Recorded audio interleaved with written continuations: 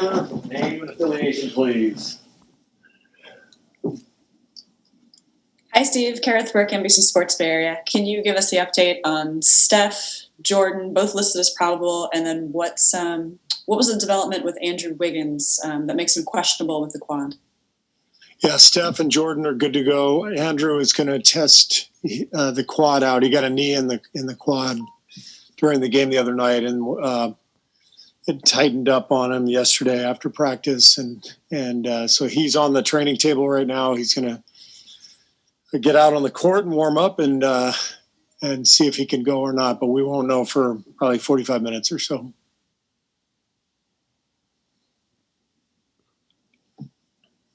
You know what you would do with the wing if Andrew can't go? Yes, I do, but I'm not going to tell you. I will say that if Andrew cannot play, then Juan will be active. And if Andrew does play, Juan will not be active. Nico will be active tonight also.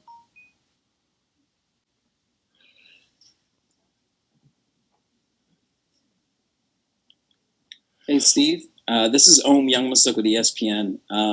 Entering the season, Ty Lue had talked about some of the coaches has influences his system, and he mentioned you as one of them. And he said that he was going to try to implement some triangle this season, especially maybe like 2 or 3 sets, and use Kawhi in the MJ Kobe position. I was wondering how much triangle have you seen him use, and how would that benefit Kawhi and his mid-range game, using him in a similar situation that Michael and Kobe were used?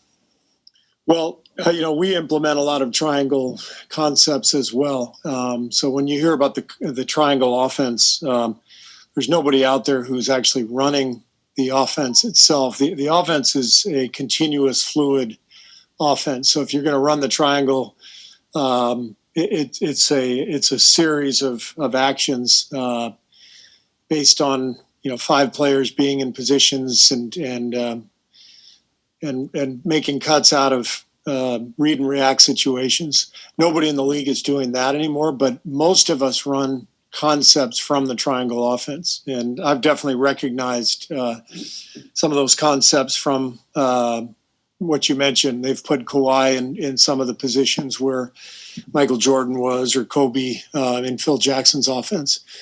So it makes perfect sense. Kawhi is he's a great mid-range shooter. The triangle generates a lot of offense in the mid-range, which is one of the reasons it has faded in the modern game. Most people are shooting threes, but I think Ty has implemented a few different concepts from the triangle that have put Kawhi in good situations. So I think it's smart. Thanks, Steve. Yeah. Hey, Coach. It's Colin Ward-Henninger from CBSSports.com. You've played against the Clippers a lot with Montrezl Harrell, and now he's gone. What has been the difference to you with the Clippers with Serge Ibaka in there instead of Montrez, and how does it change your defensive game plan? Well, the Clippers in the past have started Zubac and brought Harrell off the bench.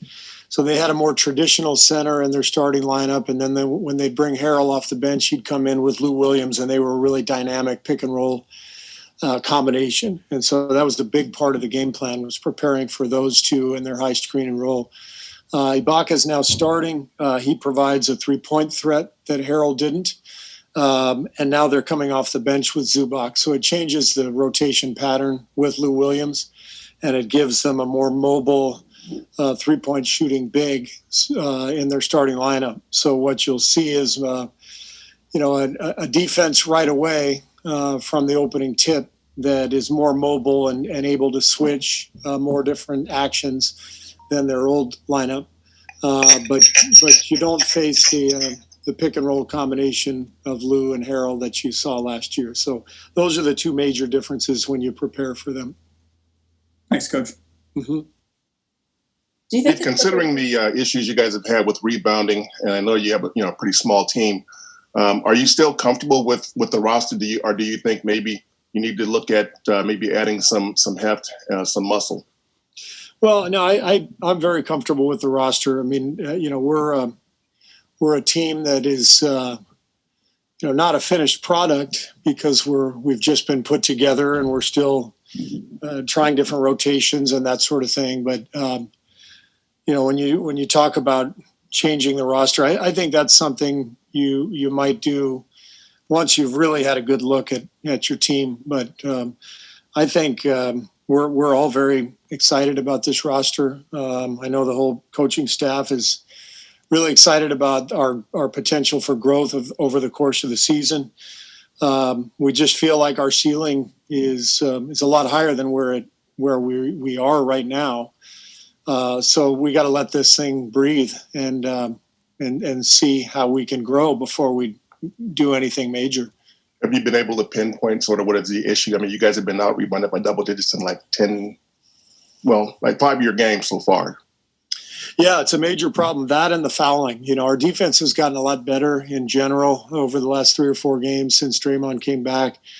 We're plugging up a lot more holes. But looking at the stats, on the season, I think we're 29th in free throws allowed, and we're near the bottom, if not at the bottom, in rebounding differential as well. So we talk about finishing possessions defensively, and the way you do that is by not fouling and getting the rebound. And so those are the really key areas to improve now.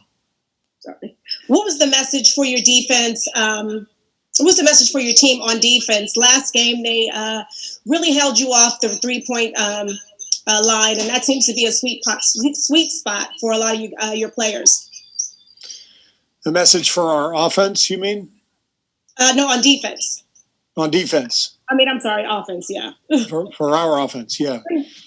Yeah, I think our offense is still a work in progress. We know that we're a team that is pretty new to one another, and we're trying to put the puzzle together and get more and more comfortable. So it's going to come in time. So we work every single day on our execution and try to find a comfort level in that regard. And it's still very early, so I'm confident that we'll be able to get there, but it's going to take some work.